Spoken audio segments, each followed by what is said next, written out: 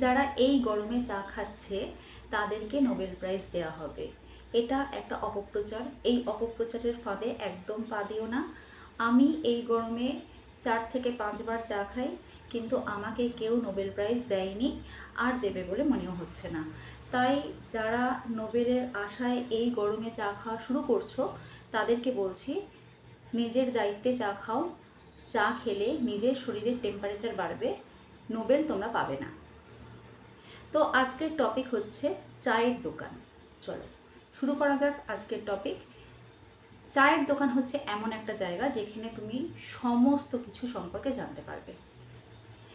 চায়ের দোকানে পাতি আলোচনা যেমন হয়, মানে কার বাড়িতে কী হয়েছে না হয়েছে সেই সব, কার বাড়ির মেয়ে কোন ছেলের সাথে পালিয়ে গেছে, কার বাড়ির মেয়ে কোন ড্রেস পরে, তারপরে কার বাড়িতে বউয়ের সাথে শাশুড়ির ঝগড়া, ছেলে কোথায় চাকরি করে, ছেলে মদ খায় নাকি, এই সমস্ত কিছু তুমি আপডেট পাবে। আমি জেনারেলি চায়ের দোকানে চা খেতে যাই এই সমস্ত পাতি কিছু শুনতে নয়, আমি যাই ইন্টেলেকচুয়াল কিছু শুনতে, ইনোভেটিভ কিছু শুনতে, মানে আউটস্ট্যান্ডিং টাইপের কিছু শুনতে, যে জিনিস আমাকে সমৃদ্ধ করবে, একদম 10-এর মধ্যে 5 করে দেবে। তো সেই সমস্ত জিনিস শোনার জন্য তোমাকে বিশেষ বিশেষ দিনে যেতে হবে। যেমন ধরো, যেদিনকে বাজেট পেশ হচ্ছে সেই দিন সন্ধেবেলা তুমি সারাদিন বাজেট দেখে নিলে, টেলিভিশনের চ্যানেলে, সোশ্যাল মিডিয়ায়, যেখানে সেখানে দেখে নাও, কিন্তু বাজেটের একদম পর্যালোচনা পুঙ্খানুপুঙ্খ সেটা তুমি চায়ের দোকানে পাবে। কোন জিনিসে কত জিএসটি পড়লো, কোন জিনিসে বরাদ্দ বাড়লো, কোন জিনিসে বরাদ্দ কমলো, কত ইনকাম ট্যাক্স ইত্যাদি প্রভৃতি। কিন্তু আমি এত কিছু শোনার পরে জানো তো ভীষণ কনফিউজড হয়ে যাই। এই বাজেটে আমার কি লাভ হলো নাকি ক্ষতি হলো এটা ঠিক আমি ক্যালকুলেট করতে পারি না। হ্যাঁ, মানছি ওটা আমার দোষ, এটা চায়ের দোকানের দোষ না। তো এরকমই একদিন চায়ের দোকানে চা খেতে গেছি। তো এক কাকু টাইপের দাদা বা দাদা টাইপের কাকু, উনি আলোচনা করছেন, যাদবপুর ইউনিভার্সিটিতে না পড়াশোনা হয় না, ওখানে মেয়েরা শর্ট শর্ট ড্রেস পরে ছেলেদের গায়ে ঢলে পড়ে, এইসব মদ গাঁজা খায়, নেশা ভাঙ করে, পার্টি পলিটিক্স করে, আজাদি ফাজাদি বলে। তো আমার জাস্ট এই সমস্ত শুনে না মনে হলো কাকুর কনস্টিপেশনের প্রবলেম আছে বোঝা যাচ্ছে, তাহলে যেখানে সেখানে যেমন তেমন করে ছড়িয়ে দেবে, এটা ঠিকভাবে মেনে নেওয়া যায় না।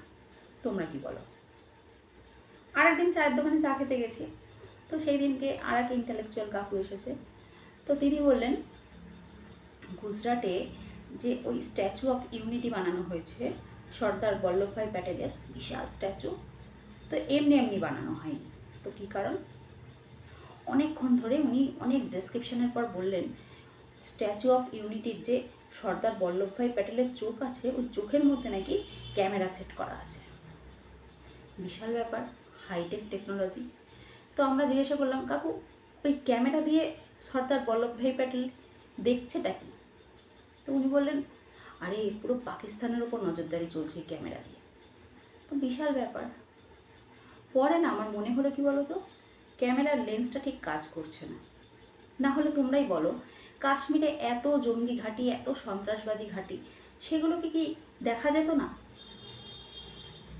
আর একদিনকে চায়ের দোকানে চা খেতে গেছি, এক দাদা আসলো, হেভি রেলানি, বললো আমাদের দেশের কিছু হবে না, আমাদের দেশ একদম উচ্ছন্নে চলে গেছে, আমাদের দেশের আইন কানুন একদম মানে লেভেলের বাইরে, লিমিটের বাইরে চলে গেছে। তো এখানে কিছু করতে গেলে আইন পাল্টাতে হবে। কেমন আইন আনতে হবে?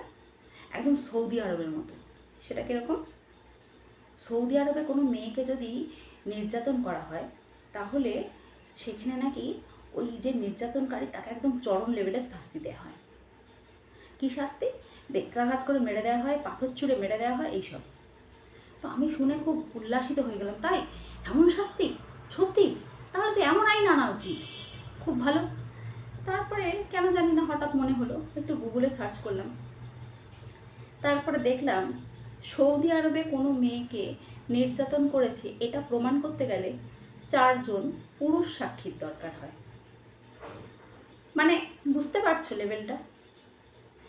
আমার বক্তব্য হচ্ছে, চায়ের দোকানে যাও, চা খাও, এনজয় করো, গরম পড়ুক চা খাও, শীত পড়ুক চা খাও, বর্ষাকালে চা খাও, এনজয় করো টপিক। কিন্তু চায়ের দোকান দ্বারা অনুপ্রাণিত হলে হবে না। চায়ের দোকানের জিনিসকে তোমাকে গুগল কিন্তু করে নিতে হবে, রেসপন্সিবিলিটি তোমার। ভিডিও কেমন লাগলো অবশ্যই কমেন্ট করো, যদি ভালো লাগে লাইক কমেন্ট শেয়ার, আর যদি খারাপ লাগে লাইক কমেন্ট শেয়ার।